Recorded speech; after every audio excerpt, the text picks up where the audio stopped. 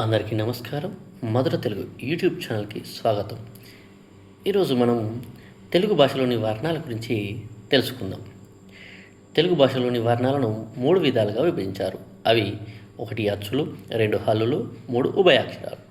అచ్చులు అ, ఆ, ఇ, ఈ, ఉ, ఊ, రు, రు, ఏ, ఐ, ఓ, ఔ.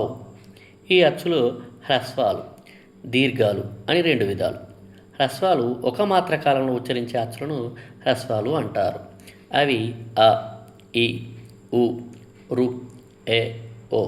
మాత్ర అంటే కనురెప్పపాటు కాలం అన్నమాట. దీర్ఘాలు 2 మాత్రల కాలంలో ఉచ్చరించే అచ్చులను దీర్ఘాలు అంటారు.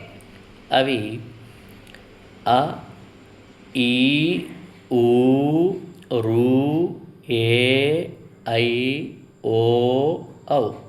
హల్లులు క, ఖ, గ, ఘ, ఇఞ, చ, ఛ, ఛ, జ, ఝ, ఝ, ఇని, ట, ఠ, డ, ఢ, అళ, థ, థ, ద, ధ, న, ప, ఫ, బ, భ, మ, య, ర, ల, వ, షే, ష, స, హ, అళ, బణిర. ఉచ్చారణ విధానాన్ని బట్టి హల్లులను కింది విభాగాలు చేశారు. ఖ, చ, ట, తప వీటిని పరుషాలు అంటారు. గ, జ, డ, ద, బ సరళాలు. ఈ పరుషాలు సరళాలను కలిపి అల్పప్రాణాలు అని కూడా అంటారు.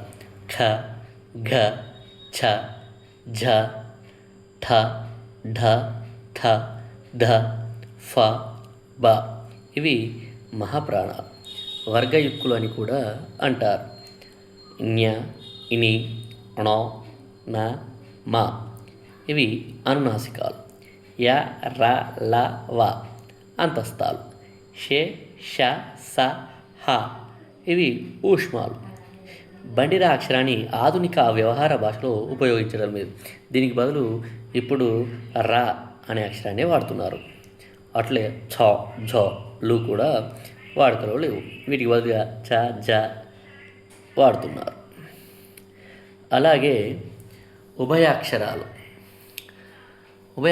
3. అవి సున్నా, అరసున్న, విసర్గ. ఈ మూడింటిని అచ్చులతోనూ హల్లులతోనూ ఉపయోగించడం వల్ల వీటిని ఉభయాక్షరాలని వ్యవహరిస్తారు. అరసున్నకు గ్రాంథిక భాషలో ప్రాధాన్యం ఉన్నది. విసర్గ సంస్కృత పదాలకు మాత్రమే చేరుతుంది. ధన్యవాదాలు.